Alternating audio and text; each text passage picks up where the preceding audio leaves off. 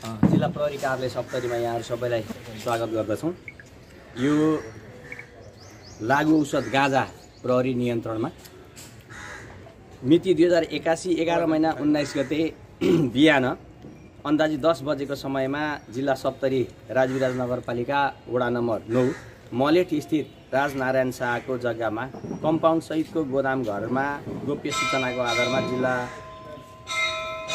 आधारमा सप्तरी जिल्लाका प्रमुख जिल्ला अधिकारी भोला दाहाल ज्यूको नेतृत्वमा सुरक्षाकर्मीहरूको संयुक्त टोलीले खानतलासी गर्दा प्लास्टिकको बोरामा प्याक गरी राखेको अवस्थामा अवैध लागु औषध गाँजा जस्तो देखिने पदार्थ 80 बोरा फेला परेकोमा तौल गर्ने डिजिटल तराजुमा एक एक गरी तौल गर्दा प्लास्टिक र बोराहरू सहितको लागु औषध गाँजा जस्तो देखिने पदार्थको जम्मा तौल 2451.5 किलोग्राम 2451 किलो 500 ग्राम रहेको र प्लास्टिक र बोरा बाहेकको लागु औषध गाँजा जस्तो देखिने पदार्थको जम्मा तौल 2419.5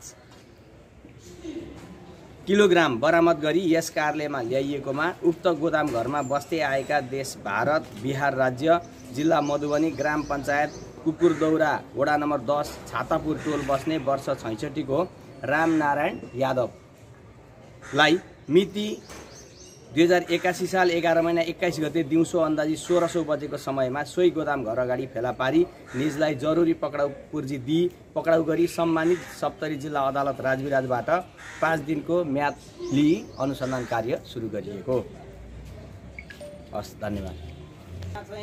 रोशन यादव नभएर टाइटल चाहिँ रोशन यादव, बाँकी चाहिँ उहाँको आफ्नो के भन्छ आधिकारिक डकुमेन्टमा चाहिँ अर्कै नाम छ भन्ने आएको छ। अब यो चाहिँ हामी अनुसन्धानबाट खुलाएपछि अनि त्यसपछि हामी यहाँ भएको थियो ट्रकमा। त्यसपछि यो के अरे कपडाहरू बरामद भएको थियो, स्याउ कपडा। त्यसपछि यो हार्डवेयरका सामानहरू, धाराका टुटीहरू लगायतका सामग्रीहरू बरामद भएको थियो। ती सामग्रीहरू चाहिँ हामीले बरामद गरेर आवश्यक कारबाहीको लागि भन्सार कार्यालय राजविराजमा पठाउँछ। यसको यो हामीले भन्सार पठाएको चाहिँ 32,17,000 बराबरको सामग्री र 60 लाख बराबरको सवारी साधन, 60 लाख बराबरको सवारी साधन र 32 लाख बराबरको चाहिँ अवैध गाँजा छ। अब यो अवैध गाँजाको बजार मूल्य कति हो भन्ने कुरा चाहिँ यो चाहिँ क्यालकुलेसनै गर्नुपर्छ। अन्य मिडियाहरूमा आउँदाखेरि पत्रकारको भन्ने हिस्सामा जुन आएको छ त्यो देखिएको छैन। राजनारायण शाहको जग्गा भनेर आधिकारिक डकुमेन्टबाट देखिएको छ। बाँकी कुराहरू चाहिँ अनुसन्धान।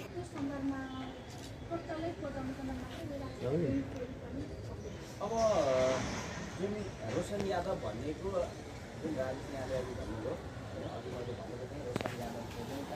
सम्बन्धित कार्यालयहरूबाट भेरिफाई गर्न हिजो पत्रकारहरू गरेको छ। त्यो पत्रकार गरिसकेसम्मका आजसम्म आधिकारिक नामहरू पनि कसुर र ठगीमा 2 जना मानिस पक्राउ शीर्षकमा हामीले अनुसन्धान सुरु गरेका छौँ।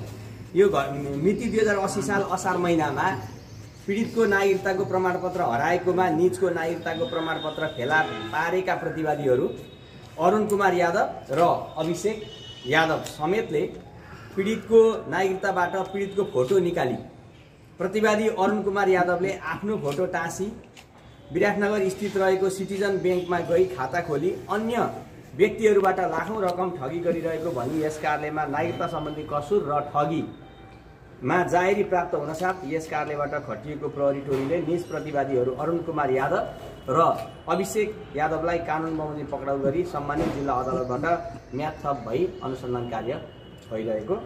पक्राउ परेका अभियुक्तहरू सप्तरी जिल्ला राजविराज नगरपालिका वडा नम्बर 12 घर भई वडा नम्बर 5 बस्ने अन्दाजी 20 को अरुण कुमार यादव र ऐजन बस्ने वर्ष 28 को अभिषेक यादव। कहाँबाट नियन्त्रणमा लिनुभयो सर उहाँहरूलाई हामीले यी राजविराजबाटै हामीले नियन्त्रणमा लिएका छौँ। कहिया पक्रेले सर? हामीले उहाँहरूलाई पक्राउ गरेको 4 दिन अगाडि हामीले उहाँहरूलाई पक्राउ गरेका छौँ।